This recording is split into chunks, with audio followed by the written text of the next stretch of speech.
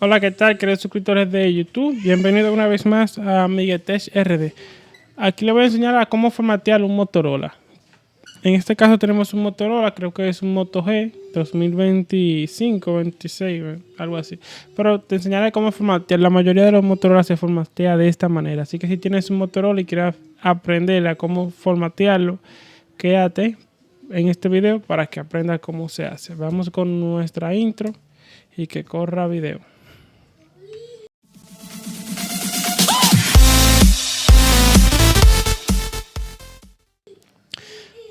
Hola, ¿qué tal, queridos suscriptores de YouTuber? En esta ocasión vamos a enseñarte a cómo formatear un Motorola. Lo que vamos a hacer es lo siguiente.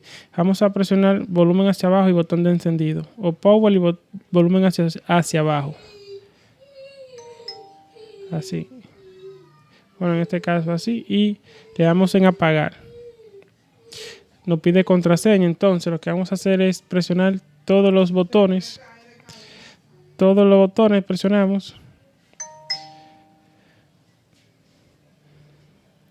Hasta que se ponga la pantalla en negro.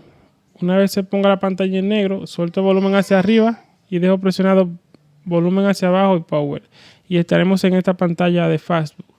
Simplemente desplazamos los botones hacia abajo hasta donde dice Recovery Mode. Ahí. Y le damos en OK al power. Aquí nos va a poner el Android Recovery. Ahora no dice no comando, vamos a presionar power y volumen hacia arriba. Power, volumen hacia arriba. Y simplemente desplazamos hacia abajo con el botón de volumen. Volumen hacia abajo. WiFi Data Factory Reset. Le damos al power.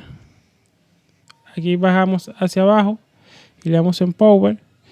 Y listo. Ahí está haciendo un borrado. Simplemente le damos a power nuevamente para que se reinicie el sistema. Y listo.